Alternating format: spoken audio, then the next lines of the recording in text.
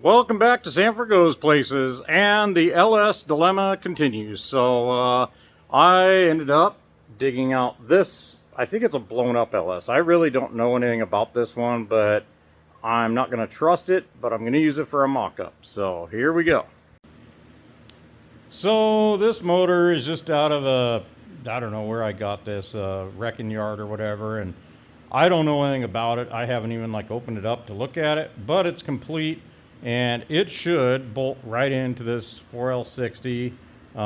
Everything is on it, so it'll be a good one to mock up. It does have a flex plate. Hopefully it bolts to the torque converter, which I don't really care if it does or not because I'm not going to use this motor. But I may pull all the stuff off the top of this and use it on that motor over there. So the 6-liter, I think what's going to happen is it's going to go in my buggy. And I've got a turbo 350. I have another Dana 300, but I think the buggy definitely is going to need an Atlas, and I'd like more gearing in it too. So yeah, I think that's how I'm going to go with that. Plus I'm going to need, I want a driver's drop because I'm going to run high pinion Super Duties front and rear in this. So yeah, I want to be able to come out on the driver's side. So there's a few things, but anyway, this motor was actually bolted to a turbo 350, turbo 400, and I know for a fact it will work on this. This is all rebuilt, ready to go. So I think I'm going to set all this stuff aside and use it in here. So that's a ways in the distant future. But and I did get confirmation finally after about 5 days. My parts for this are coming, so I can get back on finishing up this rear end. And it'll be just in time, and with any luck, this motor will be sitting in here. So I'm going to go ahead and get after it. I already put the motor mounts on it and everything, and I think I just got to get my cherry picker.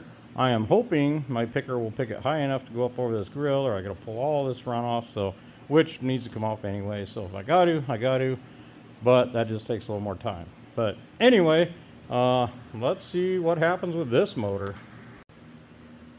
Alrighty, so I went ahead and pulled the grill off, which resulted in, I cannot believe how many wires and junk is in this thing. It's all going. I'm not even going to mess with it. I'm not even going to try and figure it out. Basically, my LS harness is its own standalone thing. I need headlights, taillights. There's really not a whole lot more to this. So this stuff here, and then this, there's about 40 feet of wiring here, and all this does is goes back to the fuel pump and the evac and all that crap, and it's just way more stuff than I'm going to deal with. And yeah, I thought the taillights and everything were in this, but this is only for the fuel system, so yeah, we don't need that. But yeah, there's the core support, the grill, and yeah, I got something special for that stuff.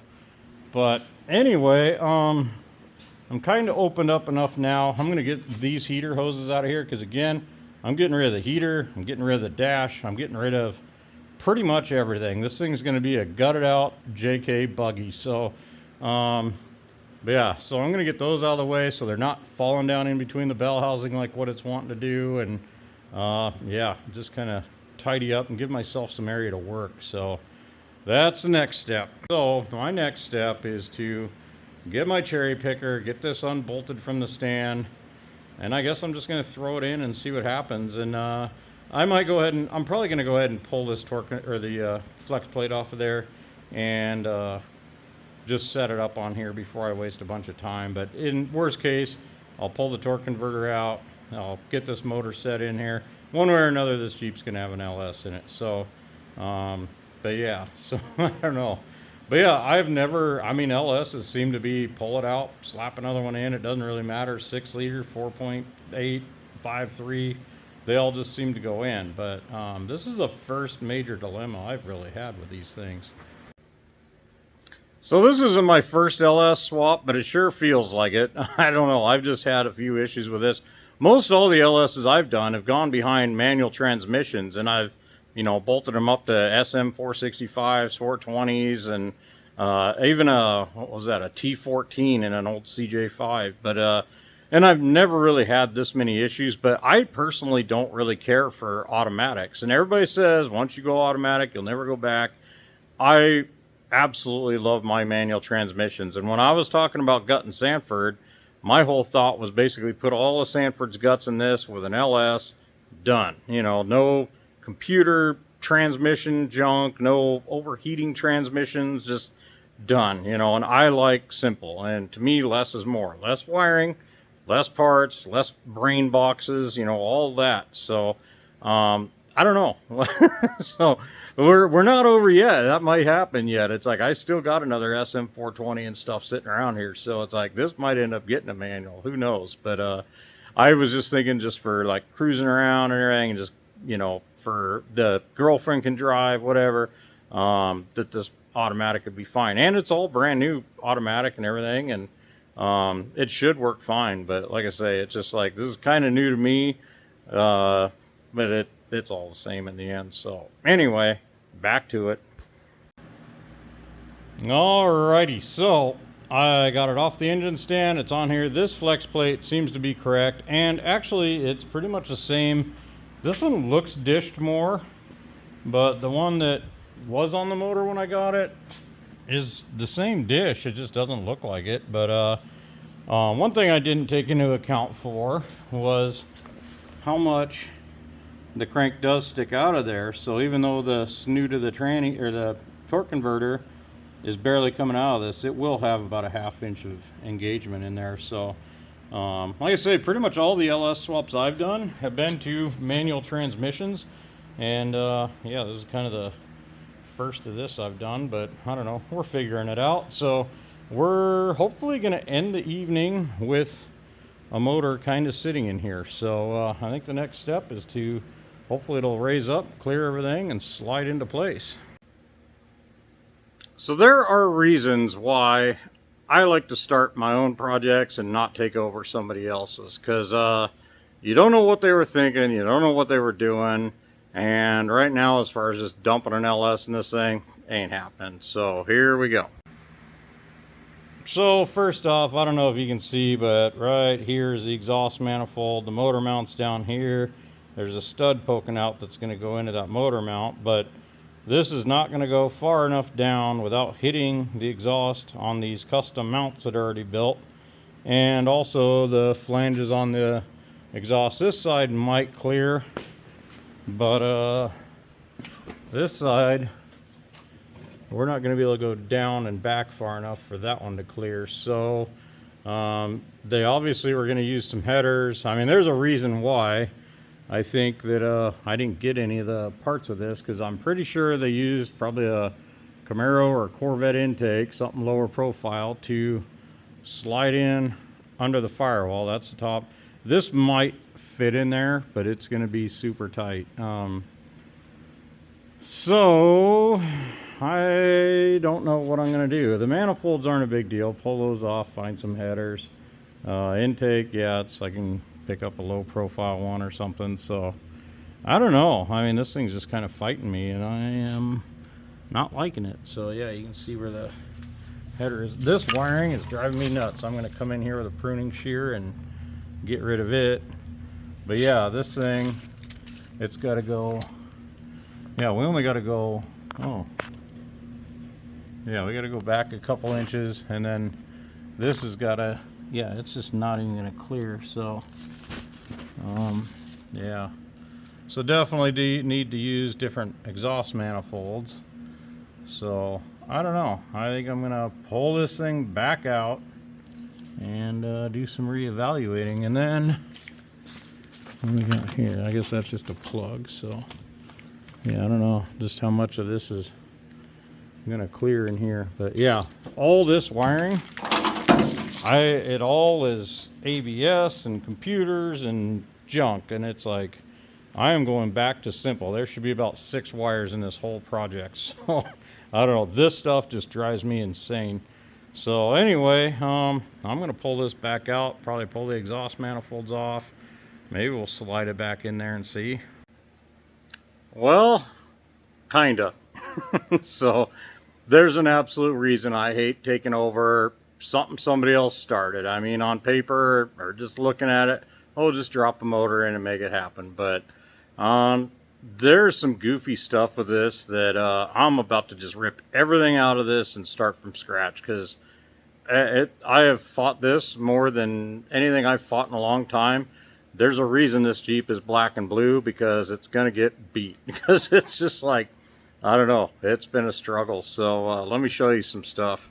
So number one, when you're building something and whatever motor you're going to want to use and stuff, especially something like this, you definitely want to have all the accessories and everything on.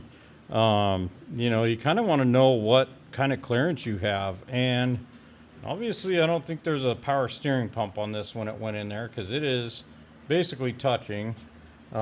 This box is actually ported. I don't know if you can see right there is a nipple for the lines for the hydraulic ram, which is right into this pump. So that's not going to work. Fortunately for me, this is going to move forward, which should help with quite a bit of this. These motor mounts, so again, you can't hardly see. So that's just a flat plate, and it has about a 3.5, 4-inch long carriage bolt. It's a square-headed bolt that sits in there, and it just comes down and you put a nut on it. But the way these are set up, you can't put the motor in and then put a motor mount on, and both of these have to line up and go in the pockets. But then as you're trying to get your transmission and bell housing to locate, you're stuck dealing with all this mess, and you really don't hardly have any room to move. And so yeah, I've got weight on the motor mounts, and I'm fighting that and trying to get this last 1/2 inch, and I don't want to pull it in with bolts. And I don't know, I'm just not happy with any of this. So but I can see once it's in there, I think it would clear everything but the steering. But like I say, that's going to get moved forward. So yeah, I don't know, I think I might do a little motor mount changing and stuff. And again, all this wiring and everything, I am getting rid of it. I am done with it falling down in my face and wrapping around things. And yeah. So I think I'm going to probably I'm going to leave this motor in here for tonight. But I think everything's going to come out, and I'm just going to commit, and I'm going to just pull every single thing out of this that I don't like and I don't want, and just gut it out and just start all over. Because I just hate fighting everybody else's hack work. So and I do my own hack work, so mine's bad enough, let alone doubling it up with somebody else's. So yeah, that's kind of where we're at on this thing. So there you have it. So that's it in a nutshell. Like I say, I'm just gonna get rid of this stuff. I know what's in my head, and the more I just keep, beating around the bush and not doing this and not committing, the more I'm fighting it and the more angry I'm getting with this project. So earlier tonight, I was pretty much like, I'm done. This thing's going outside. I don't care. But, I can't do that. So anyway, I'm seeing the formula here, but it definitely needs some redo. And again, that's sometimes I'd rather just start from scratch than deal with somebody else's hacked up stuff.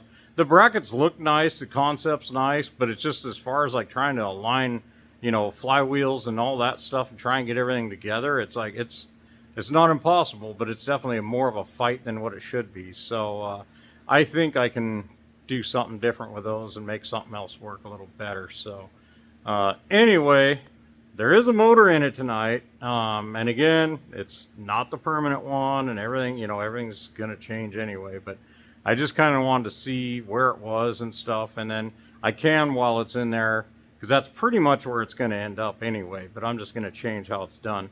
But I can start kind of looking and seeing how these links and where my front end's going to look, and just kind of get an eyeball of where things are going to sit and how much clearance I got for stuff. Because if I do end up linking and all that, I know I want to make sure my tabs all miss oil pans and power steering pumps and everything else that's in here. And I don't think I'm going to do a triangulated 4-link, because it's kind of, with manual steering, it's kind of a pain in the butt. And where this is going to go on the highway and stuff, it's like I'll probably end up doing like a 3-link with a Panhard bar. And that's probably going to be how that's going to go. But so yeah, but anyway, we're going to keep on going, but I'm done for the night. I need to put my feet up and sit back for a bit. So thanks for watching, and yeah, we'll struggle through this one.